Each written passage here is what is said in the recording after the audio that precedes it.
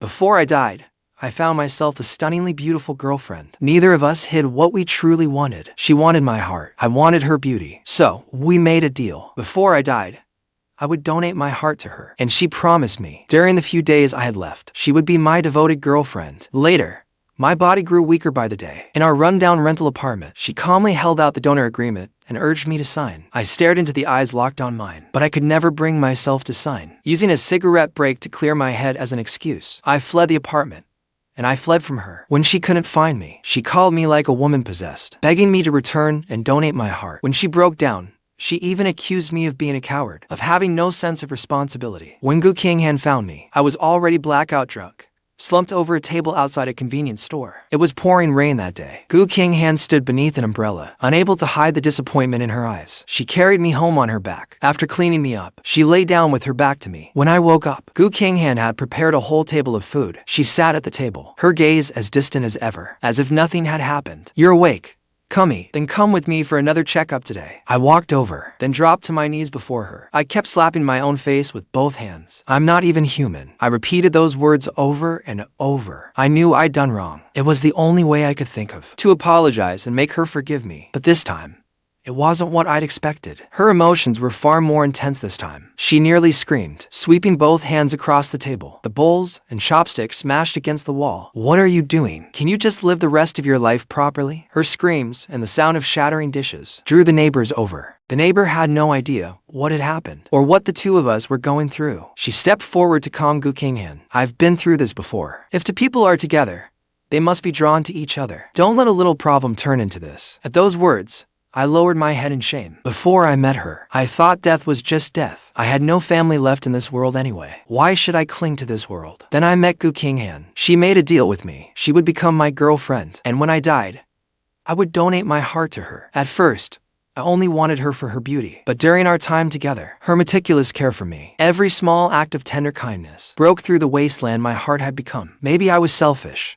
Maybe something inside me was twisted. I couldn't bear to leave her. I didn't want to go alone. Even in death, I wanted her beside me. But I couldn't bear it either, for her to die young, just like me. So I kept running away. I refused to face reality. I fantasized that someday, my escape would somehow save us both. The donor agreement had been sitting in a drawer all along. Whenever I took medicine from that drawer, I wanted to tear it to pieces. Until the doctor told me yesterday that I had, at most, 3 months left to live. Qinghan took out the agreement. I knew how desperately she wanted to live, and I knew how much she'd given for me while waiting for this day. Qinghan wiped away her tears. She politely saw the neighbor lady to the door. After closing the door, she sat down again and looked at me. Tears streamed down her face uncontrollably. Her intense emotions made me fear her heart condition would flare up. I stopped my foolish behavior, thinking back on our days together. She told me she was known as the good girl in her hometown. Ever since she was little, anyone who visited her home couldn't help praising her. If she hadn't had heart disease, her life might have been so much brighter than it was. And what was I? Just an orphan raised in an orphanage. No father,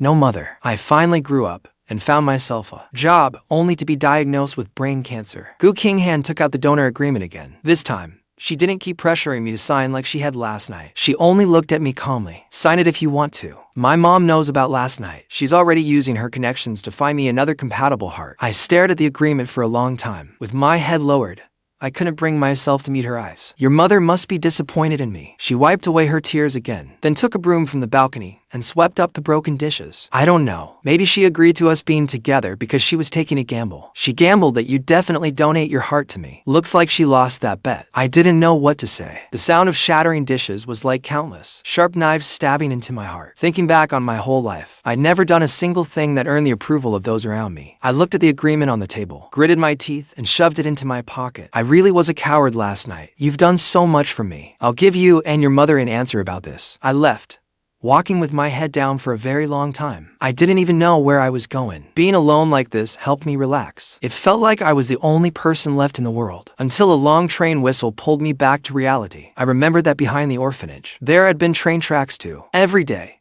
my friend and I would talk about our futures. I said I'd become a big boss someday. My friend laughed and said I was dreaming. Better to find a wife and marry early. So, we'd have family and a home. But now that I thought about it, how could someone like me deserve anyone? I walked for a long time. It was evening by the time I returned to the apartment. Qinghan and her mother were talking at the table. When I came in, her mother gave me a hostile look, but I didn't mind. After all, If I hadn't offered my heart as a condition, her family would never have agreed to let her be with me. I looked at Qinghan's mother, her expression cold, and awkwardly said, "Ma'am." Qinghan's mother sternly sent her back to the bedroom. "I came today because I want to speak with you alone." I nodded, a little stiffly. She picked up her bag from the table and went outside. Without even looking at me, I followed her to the stairwell, where she stopped. She folded her arms and looked at me. Her eyes were no longer as cold as before. "I know you're a good kid, and I know you've had a hard life, but since Qinghan is with you, you have to do something for her, don't you? I'll be honest with you. If your heart weren't compatible with Qinghan's, with your circumstances,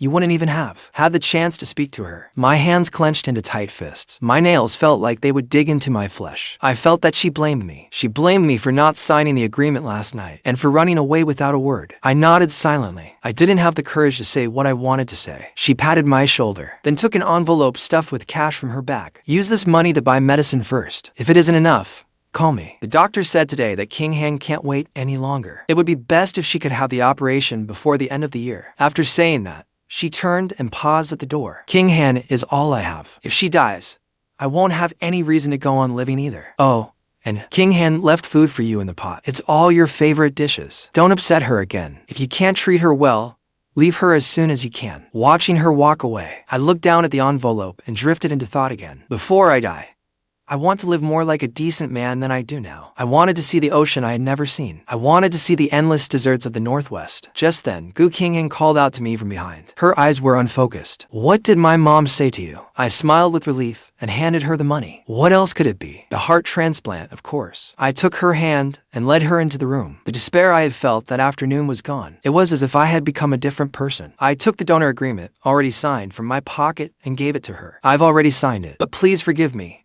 I can't go with you for the surgery right away because I still want to see the world outside. Don't worry, I love you very much. How could I watch you suffer and die from illness alongside me?" Qinghan took the agreement. She didn't even open it to check whether I had really signed it. Instead, she threw herself into my arms and held me. "Thank you, thank you." She ate with me. At the table, I could see the happiness she couldn't hide. "Let's go to Linhai tomorrow. Haven't you always wanted to travel? Our lives have been far too dull." She didn't refuse. Instead, she happily took out her phone to ask her mother for money. "Okay, I'll ask my mom for some money. We'll pack tonight and leave tomorrow." I caught the hand she was about to use to make the call. During our relationship, we had lived almost entirely on money from her parents. Every time I took it, I thought I was entitled to it. But this time, I refused. "I saved some money from my old jobs. I've never spent money on you while we've been together. Once I'm dead, the money will be useless anyway." She looked into my eyes, trying to see through me. After all, I hadn't worked in a very long time. How could I possibly have savings? In truth,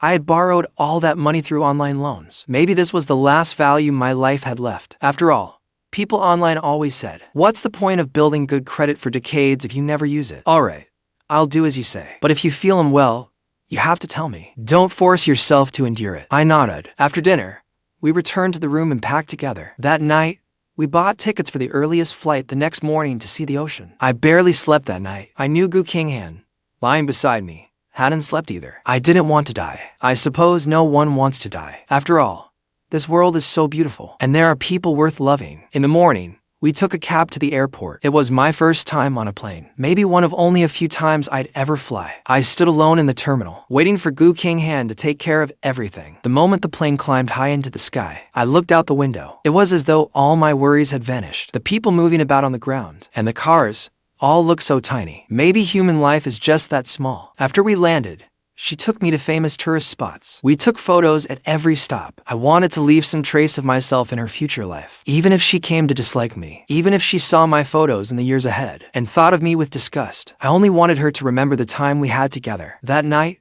we sat outside eating barbecue. I asked her what she wanted to do most after I died. She shook her head.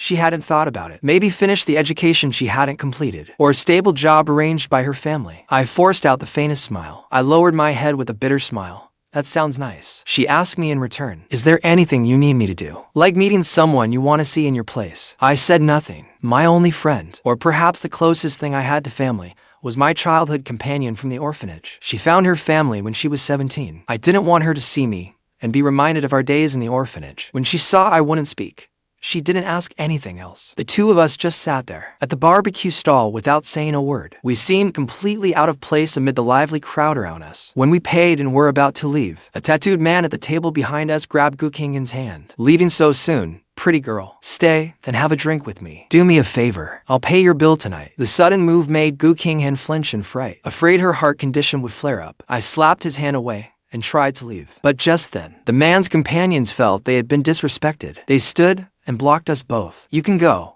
The pretty girl stays. You think you can leave that easily without drinking with us?" I didn't want trouble, so I took out my phone to call the police. But the man acted as if the law meant nothing to him. Not only did he not back down, he snatched my phone away. He mockingly patted my face. "You'd better leave now. Otherwise, soon you won't be able to leave even if you want to." If this had happened before, my hot-headed younger self might have fought them. But now, all I wanted was to keep Qinghan safe. I turned and told Qinghan to leave first. "I'll hold them off." But before I knew it, one of the thugs struck me with a heavy slap that knocked me to the ground. My head was already spinning. I remembered the doctor saying that I needed to avoid head injuries. Lying on the ground, I watched Qinghan get forcibly dragged back by them, fighting through the agony. I staggered over and picked up an empty beer bottle from the ground, then smashed it into a thug's head. The powerful blow instantly drew blood from his head. When they came to their senses, they released Qinghan's hand and began beating me without mercy. Qinghan threw herself over me, trying to protect me. Afraid she would get hurt,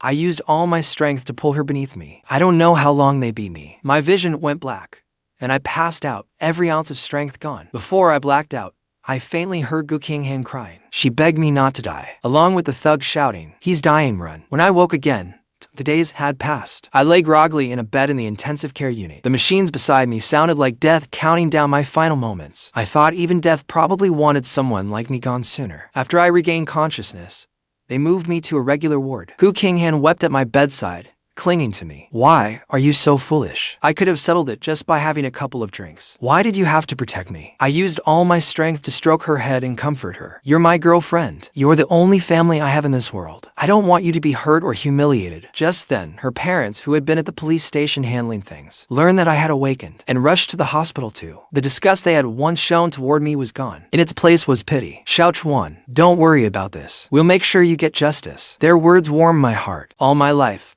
I had imagined that if something happened to me one day, someone beside me would say, "Don't worry, leave it to me." Her parents set down the chicken soup. I told them, "Once I'm discharged, we can proceed with the heart transplant." When Qinghan heard me say that, her expression was complicated. She didn't know whether to cry or smile. Her mother, standing nearby, choked up and began to cry. At last, the day she'd been waiting for had come. Her daughter had hope of living. After several days in the hospital, we returned to Linhai. That night, I couldn't sleep. While Qinghan was taking a shower, I quietly left her a letter. The letter was brief, but every word carried proof of my love for her. I tucked the letter beneath her winter clothes. By my estimate, she would find it in about 2 months. The surgery was tomorrow. That day, I packed up everything I owned. I threw away everything that needed throwing away. Before dawn, I hurriedly got out of bed. I didn't wake Qinghan. Instead, I went out to buy ingredients. I made Qinghan breakfast myself. After setting breakfast on the table, I slowly walked to the hospital alone. The cool morning breeze felt wonderful. When I arrived,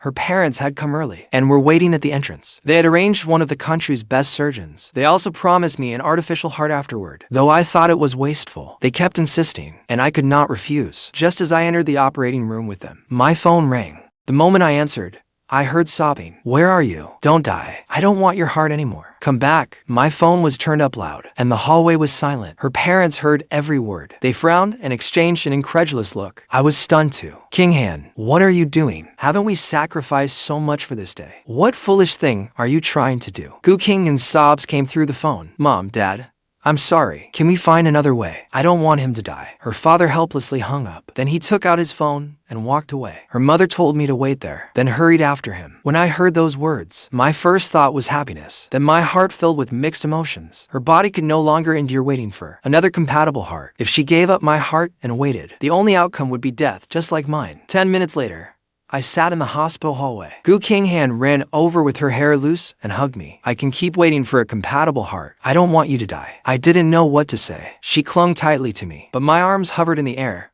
afraid to hold her. "Listen to me. I'm already dying. I'm glad I can do this one last thing for you." Qinghan held me desperately. I could tell from her voice that she'd cried for a long time. "No, I won't let you die." Behind her, Her mother stood with red-rimmed eyes. She pulled Qinghan from my arms. A sharp slap shattered the hospital's silence. Qinghan's mother cried out, Qinghan, what are you trying to do? Do you want your father and me to bury our own child? Qinghan fell to her knees, crying. She pleaded with her parents. We can find another compatible heart. I don't want to use his. The sight broke my heart. Maybe my unwavering devotion had moved her. Or perhaps, as we spent more time together, she had slowly come to care for me. I helped Qinghan to her feet. Then I motioned for her parents to leave first. At this point, their words would not help Qinghan, and would only upset her more. Helplessly, they left first. Before leaving, they gave me a look, as if telling me they knew what I had to do. I wiped away her tears with my sleeve, then pulled her into my arms. It's okay.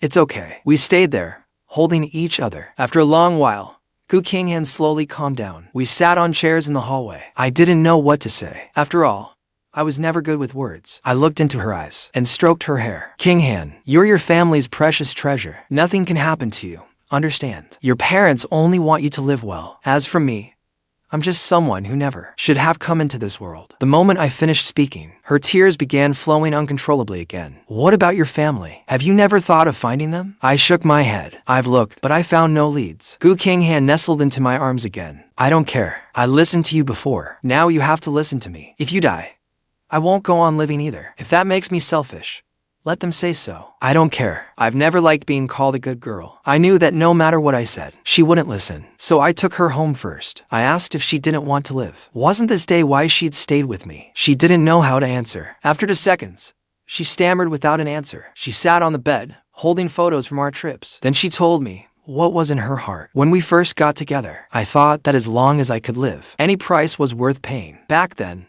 I thought I would never develop real feelings for someone like you. Even later, as we spent time together, the person I pretended to be was gentle and caring. It made me sick every time. But when you truly faced death, my feelings became complicated. Whenever I imagined you really being gone, I felt an inexplicable emptiness inside. I've never had many friends. My mom never allowed me to be friends with the wrong kind of people outside. But I don't want to lose you. I was happy, yet heartbroken. She shouldn't waste her time on someone like me. That night, while we slept, a message notification woke me. I carefully slipped my arm from beneath Qinghan's head and checked it. It was from Qinghan's parents. Chuan, we're downstairs. Can you come out when you see this? I carefully put on my coat, afraid of waking Qinghan beside me. Mr. Gu's car was parked about 100 yards away. When I came downstairs, he flashed his hazard lights for me. When I got in, Mrs. Gu was sobbing in the passenger seat. Mr. Gu looked at me. His eyes were exhausted, no doubt because of what happened today. Chuan, we both want what's best for Qinghan, don't we? I nodded. I know Qinghan. If she truly cares for you, even without this heart transplant, she could never accept your death. So, her mother,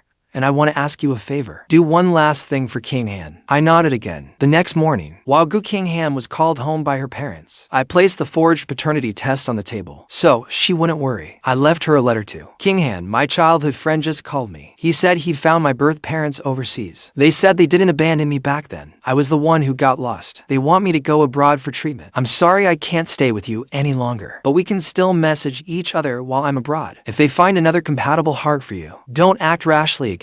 Listen to your parents. Everything they do is for your own good. And one more thing, don't miss me too much. When I recover, I'll come back to see you. As I stepped outside, I looked back at the rented apartment one last time. I really couldn't bear to leave it. I wiped away my tears. Mr. Gu's car was waiting for me at the corner. I walked into the hospital, afraid I might change my mind. They had every doctor waiting for me. I refused the artificial heart. I was afraid I wouldn't be able to stop myself from seeing Qinghan again. Mr. Gu had the same concern. So, when I made this request, he seemed relieved. Under general anesthesia, I was taken to the operating table. My consciousness slowly faded. A smile rested on my lips. It was as if my life flashed before my eyes. As far back as I can remember, my suffering began in the orphanage. I was bullied and isolated. Every time I fought back, I told myself, my life should not go on like this. After my heart was removed, Qinghan hurried back to the apartment. She had stayed at her parents' house too long and was worried about Li Chuan. Every call she made showed his phone was off. At home, she found 2 sheets of paper under a glass on the table. She picked up the letter and Li Chuan's forged paternity test. Seconds later, she tearfully searched the room in a panic. Li Chuan,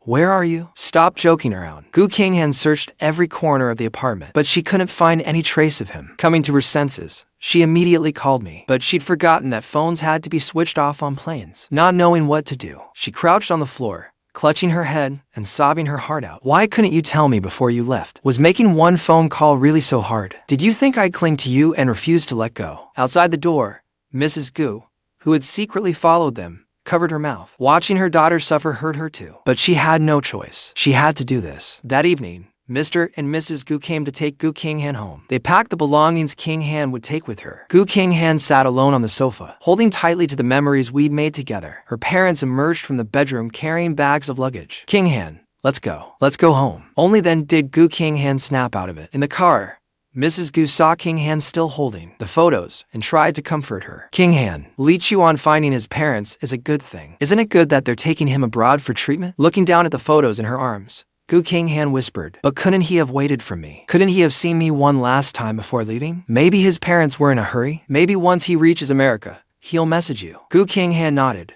She hoped so. When they got home, Mrs. Gu prepared a huge spread for Qinghan. At the dinner table, a friend Mr. Gu had instructed beforehand called. The caller sounded excited. Gu, they found a heart. In front of everyone. Mr. Gu deliberately put the call on speaker. If they were putting on an act, they had to make it convincing. The three of them exchanged looks. Mr. and Mrs. Gu were the first to react excitedly. Really? When can she have the surgery? Tomorrow. The sooner, the better. Otherwise, this heart may go to someone else. Hearing this, Gu Qinghan felt something was off. Li Chuan had only just gone abroad, and they had already found a compatible heart. That was too much of a coincidence. She took the phone and politely greeted the caller. Uncle Ming, can you help me find out who the donor is? The caller hesitated for 2 seconds. Qinghan, you know how this works. Donors' identities are confidential. They can't be disclosed, not even to me. Gu Qinghan put down the phone, looking somewhat disappointed. After the call ended, Mrs. Gu didn't even eat before going to pack the things Qinghan would need at the hospital. Mr. Gu said he was taking Uncle Ming to dinner and used that as an excuse to drive away. Sitting in the car, Mr. Gu switched on the phone I had left behind. He sent a message to his daughter. Qinghan, I've arrived overseas safely. My birth parents are treating me very well. They arranged for me to see a doctor right away. Gu Qinghan replied from the other end, almost immediately. Really? Is it still daytime there? Why did you leave in such a hurry? Couldn't you wait for me? I'm sorry, Qinghan. When my parents found me, they were truly in a rush. I had no choice but to leave without saying goodbye. Once my surgery is over, I'll come back and apologize to you in person. By the way, your dad just called me. He said they found you another heart. This time, don't do anything rash. What if I come back and you're gone? At the table, Gu Qinghan laughed when she saw the message. I'll listen to you, but you have to come back safe and healthy. Okay, I promise. The doctor is calling me. I have to go for an exam. Wait for my message. After sending that last message, Mr. Gu switched off the phone. Sitting in the car, he lit a cigarette. Staring at himself in the rearview mirror, Mr. Gu said, Sweetheart, when you learn the truth, please don't blame us. We did it for your sake. If you died, your mother and I would be dead inside too. That night, Mr. Gu fell asleep in the car. At first light the next morning, Mr. Gu returned home and woke them both. The doctor they had arranged was already waiting at the hospital. After getting ready, Mr. Gu drove them to the hospital. The doctors put Gu Qinghan under general anesthesia and wheeled her into the operating room. The surgery went smoothly. After her transplant, Gu Qinghan spent only a few days in intensive care, and her condition soon stabilized. When she was transferred to a regular ward, Gu Qinghan's relatives all came to visit. Over several weeks in the regular ward, Gu Qinghan gradually regained her ability to carry out daily activities. Every day, Mr. Gu also used my phone to pretend to be me and message Gu Qinghan. On the day she was discharged, her family threw her a grand party. All her relatives and friends were there that day. Gu Qinghan recorded a long video and sent it to Li Chuan. I heard your first surgery went very well. I want to share my happiness with you too. Mr. Gu hid off to the side and picked up the phone. After giving a few perfunctory replies,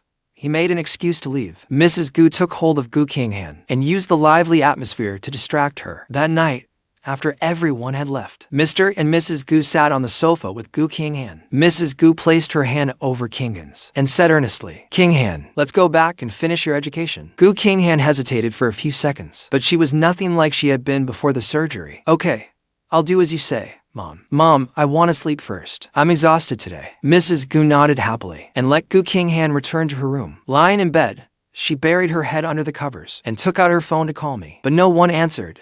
No matter how many times she called, she could only send text messages instead. Out on the balcony, Mr. and Mrs. Gu watched the phone keep vibrating, torn over what to do. If they answered and told her the truth, their daughter had only just had surgery. If she learned everything, she might do something extreme. They had no choice but to impersonate me then, or they never could have kept Qinghan calm. But if they kept delaying it, the truth would come out eventually, and it would only hurt Qinghan more. Mrs. Gu snatched the phone from Mr. Gu's hand, then gritted her teeth and pulled out the battery. We'll hide it from her for now. Later, we'll talk Qinghan through it properly. Maybe by then, she'll have forgotten Li Chuan herself. With no better option, Mr. Gu could only nod. In her room, Qinghan kept sending messages, oblivious. Just then, Mrs. Gu brought in a plate of washed fruit. Are you messaging Li Chuan? Qinghan poked her head out from under the covers. If you ask me, Li Chuan has made it big overseas and found someone new. Qinghan frowned. She did not like hearing that. She did not want to hear it now. Mom, what are you doing? Mrs. Gu pursed her lips teasingly and patted Qinghan's head. I'm only worried about you. You have to believe that whatever your father and I do,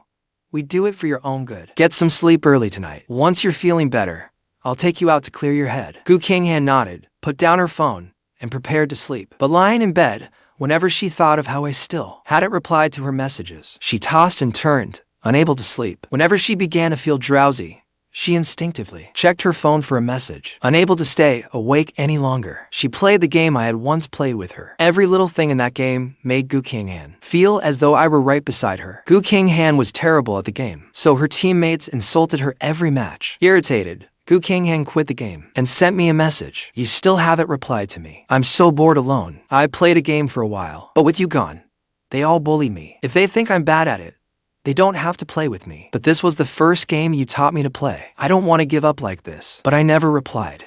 In the dark room, she quietly shed tears. When morning came, Mrs. Gu made a huge breakfast spread. Because Qinghan had just undergone surgery, Mrs. Gu took a long leave from work to care for her at home. Qinghan came out of her room with dark circles under her eyes. Mrs. Gu saw how exhausted she was and immediately checked on her. Did you stay up late? Sweetheart, even when you love someone, you have to love yourself too, especially when you've just had surgery. Qinghan nodded and wearily sat down to eat breakfast. I'm going out to buy groceries later. Be good while you're home alone. It's getting cold, so remember to put on something warm. With that, Mrs. Gu took her basket and left. Qinghan searched her closet for warm clothes. The letter I had written earlier accidentally fell from among the clothes. Qinghan crouched down and picked it up. Large words were written on the back. For Qinghan, Mr. and Mrs. Gu knew nothing about this letter. Otherwise, they never would have let the letter appear before Qinghan. Qinghan opened the envelope, and tears immediately began streaming down her face. My darling, I don't think I've ever called you that before. By the time you read this letter, I'll have become a star in the sky. Don't cry.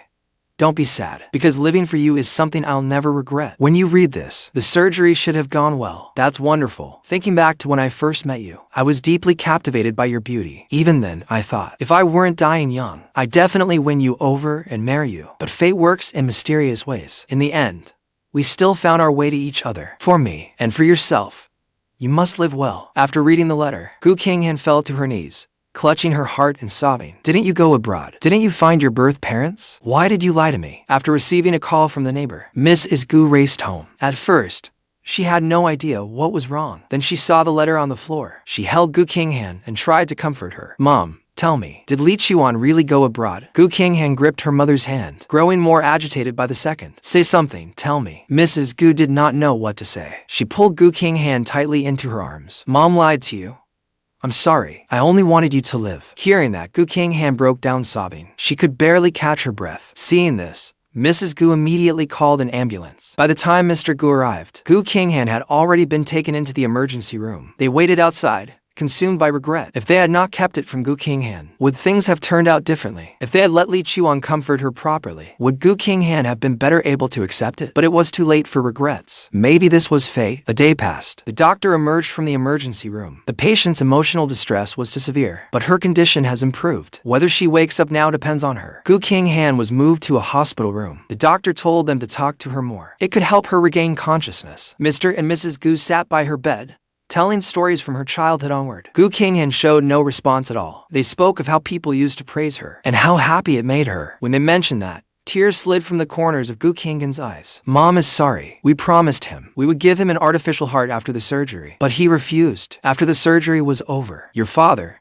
and I found him a burial plot. If you wake up, can we go see him together? At that moment, Qinghan opened her eyes. Her parents excitedly called for the doctor. After examining her, the doctor found that Qinghan's body had miraculously recovered. Lying in bed, Gu Qinghan spoke as if she were in a trance. Can I go see Li Chuan? Afraid something might happen to Gu Qinghan again. Her parents hurriedly agreed. Then, once you're well, Mom and Dad will take you right away, okay? I want to go now. With no other choice, Mr. Gu drove Gu Qinghan to the cemetery. At the entrance, Gu Qinghan told them both to wait. She wanted to go in alone. After Mr. Gu told her where it was, Gu Qinghan walked very slowly until she reached the grave. Gu Qinghan crouched down and gently caressed my headstone. You've suffered so much in this life. In our next life, we'll meet again, healthy and whole. No one knew how much time passed. Gu Qinghan quietly lay face down before Li